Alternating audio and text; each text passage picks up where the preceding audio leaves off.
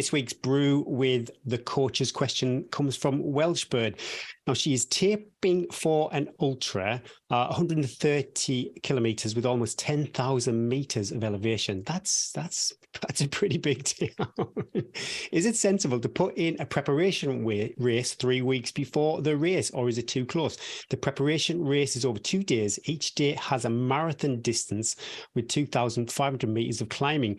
I entered thinking it would be a perfect last weekend of long runs, but do you think it's a teeny bit close to the actual race? I generally run about 80 to 100k a week in the mountains, so get plenty of elevation, and I think I recover pretty quickly. She's just having a little wobble about the time between the two events. This sounds like my Lakeland 100 last long run before Dragon's back race. So yeah, I'm really keen. You can take notes, Gary. Definitely. Yeah. What do you reckon, Russell? Russell can't talk. He did the Paddy just before DBR. Yeah, I did. That was it. I did Paddy Buckley 2 weeks before Dragon's Back race. So I know where you're coming from, Welsh Birds, but there were a few things that I would suggest you have a think about. One is the fact that you're asking this question is probably a little bit of a tell. The last thing you want to be doing is going into this weekend of running with those doubts in your mind. It's going to be more likely that you're going to carry those into the race and not fully enjoy the experience. So that's something I would already be considering.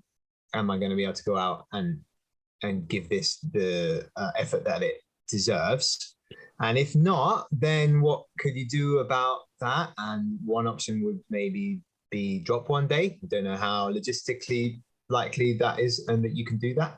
Maybe drop one day, or maybe think about really keeping a lid on the intensity and the effort. And I know it's one thing saying and another thing doing, and once you're in race mode, but you really need to think about what you want now and what you want most, which is the A goal here. And if this is not the A goal, you really got to ask that question, like, is this going to detract at all from the A goal? It's great that you're doing 80, 100 kilometers a week.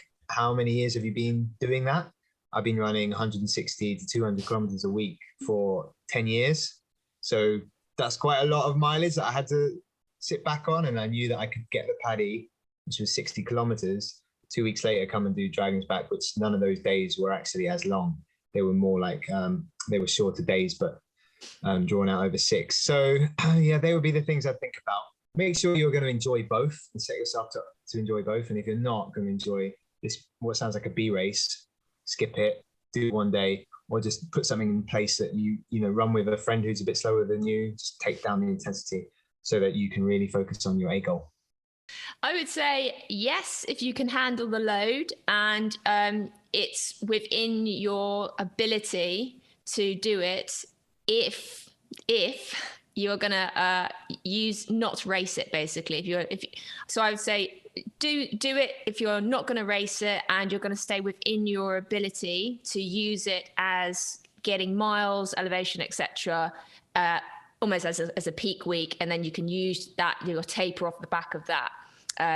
So yes, if you're going to chill your beans. No, if you're going to race it. I think that's too close to the mark. And if I was coaching you, I would say, your risk of injury, it's a B race, it's not your A race. Your risk of injury and racing that hard, that risk outweighs the benefits of you doing it. So I would say yes if you're gonna chill your beans. No if you're gonna race it hard. And only you as an individual will know whether or not you'll be able to hold back on the day. It's very hard to be disciplined. I totally agree with Trish on this one. If you can hold back, it's in the perfect position to test everything, your kit, your nutrition, and your pacing. Yeah. Because if you run that at your 130k or 10,000 meters of elevation, if you're able to let everybody in the field run away from you and run it at your race pace, you would be 3 weeks out. Most of us will be putting in our biggest volume. It might be that you have to taper a little bit earlier than you would because you need to recover from that. But I always think there's, 3 weeks out from race, actually the training is done, isn't it? The fitness is there. So I don't think you're going to lose anything as long as you can reinforce to yourself, and also really really focus on your fueling. And if anything goes wrong, you have to give yourself the caveat. If you feel any twinges, if the nutrition isn't going well, you have to stop, because you could do damage which you won't be able to recover from. So if all the boxes align, we're so jammy on me. If everything works, it'll be perfect. If it doesn't, it'll be a disaster. Good luck. Rebecca, what do you think from like a recovery point of view? Can Welsh Bird in 3 weeks, can she pull it round from, let's say that's like probably about a couple of 6-hour days, isn't it? A couple of 6-hour days. And then 3 weeks later, she's basically doing 24 hours then 3 weeks later. From a medical point of view, is that long enough to recover, do you reckon?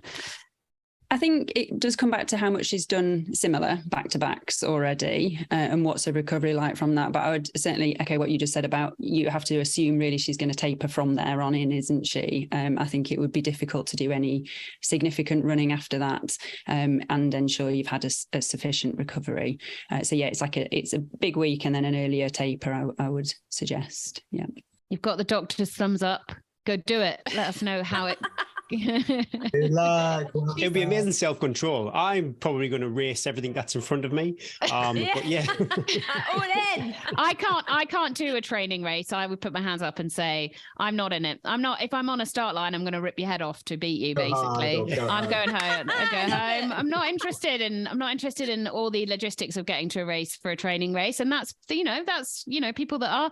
I prefer to do an at-home training camp and focus, and then I know I'll be in control.